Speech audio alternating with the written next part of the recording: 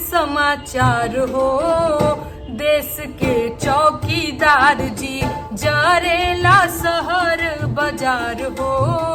देश के चौकीदार जी मणिपुर से आइल समाचार हो, देश के चौकीदार जी साहेब करेले अमेरिका के दौरा, ना हिलवेले मणिपुर के ब्यौरा।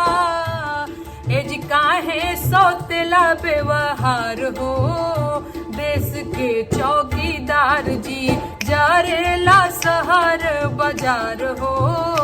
देश के चौकीदार जी मन की बात ना मणिपुर की बात करो, बाइडन से ना सीएम से मुलाकात करो। कहो ऐसे चलई सरकार हो, देश के चौकीदार जी जरेला शहर बाजार हो। देश के चौकीदार जी मणिपुर से आइल समाचार हो, देश के चौकीदार जी देश विदेश में घूमे में आगे, आपन देश के समस्या से भागे। ऐसन साहेब के नहीं दरकार हो, देश के चौकीदार जी मणिपुर से आइल समाचार हो।